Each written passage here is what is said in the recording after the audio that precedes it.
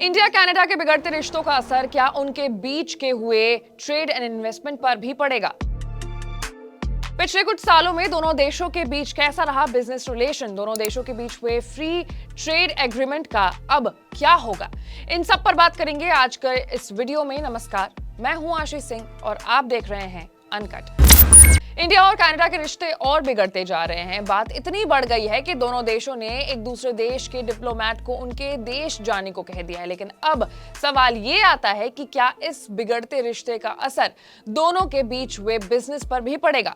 तो इंडिया और कनाडा दोनों ही देशों के बीच डिफरेंट प्रोडक्ट्स का इंपोर्ट और एक्सपोर्ट होता है। सिमिलर बिजनेस नहीं होने की वजह से दोनों के बीच जो कंपटीशन होता है वो नहीं है। ग्लोबल ट्रेड रिसर्च इनिशिएटिव यानी GTRI के को-फाउंडर अजय श्रीवास्तव ने मीडिया को बताया कि दोनों ही देशों के बीच बिजनेस रिलेशन लगातार बढ़ रहे हैं और आज अभी जो कुछ भी हो रहा है उसका बिजनेस पर असर पड़ने की उम्मीद कम है। हालांकि उन्होंने ये भी कहा है कि रिसेंटली जो कुछ हुआ है उस वजह से फ्री ट्रेड एग्रीमेंट पर बात रुक गई है।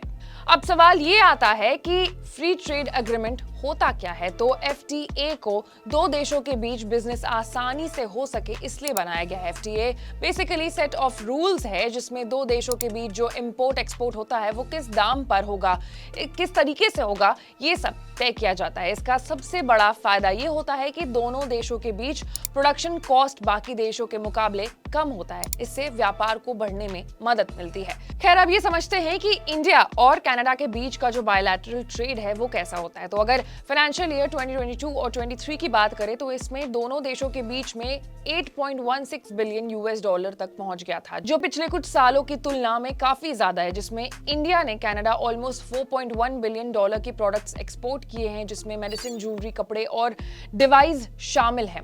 और इंडिया ने इंपोर्ट ऑलमोस्ट $4.06 बिलियन का हुआ है, जिसमें दाल, कागज और माइनिंग प्रोडक्ट्स शामिल हैं। भारत कनाडा का 10वां ट्रेडिंग पार्टनर है। अगर बात करें फाइनेंशियल ईयर 21 और 22 की तो इस बीच दोनों देशों के बीच $7 बिलियन का बिजनेस हुआ था। अब सवाल ये आता है कि दोनों देशों के बीच के रिश्ते क्यों बिगड़ने लग गए? तो इसकी जो शुरुआत है वो 9 से 10 सितंबर के बीच में हुई, जब दिल्ली में G20 समिट की बैठक थी। उस टाइम कनाडा के प्रधानमंत्री जस्टिन ट्रूडो ने प्रधानमंत्री नरेंद्र मोदी से मुलाकात की और उस मीटिंग में खालिस्तानी गतिविधियों का मामला उठाया था, जिसमें भारत ने कनाडा को कहा था कि वो खालिस्तानी गतिविधि को रोकने के लिए सही कदम उठाए। उसके बाद ट्रूडो वापस अपने देश लौटे और उसके बाद से ही उन्होंने भारत के खिलाफ काफी अग्रेसिव एटीट्यूड दिखाना शुरू कर दिया और भारत पर आरोप लगाया कि वो कनाडा के इंटरनल पॉलिटिक्स में दखल देते हैं। इसके साथ ही खालिस्तानी आतंकवादी हरदीप सिंह निज्जर की हत्या का आरोप भी ट्रूडो के कथित तौर पर भारत के ऊपर लगाया। उन्होंने कहा कि हो सकता है कि निज्जर की हत्या के पीछे भारत का हाथ हो, जिसके बाद दोनों देशों के बीच बवाल मचना शुरू हो गया और अब बात इतनी बढ़ गई है कि डिप्लोमेटिक रिलेशन भी दोनों देशों के बीच काफी खराब हो गई है। लेकिन बिजनेस रिलेशन को अब भी एक्सपर्ट्स का कहना है कि अभी वो चल रहा है और उसका असर इकोनॉमिक रिलेशन पर उतना नहीं पड़ेगा। खैर, इस मामले में जो भी होगा हम आप तक उस अपडेट को पहुंचाते रहेंगे, लेकिन उसके लिए आपको अनकट से जुड़ना होगा। हमारे फेसबुक और यूट्यूब प्लेटफॉर्म पे हमें लाइक, सब्सक्राइब और शेयर करना होगा। मैं थी आपके साथ आशीष सिंह।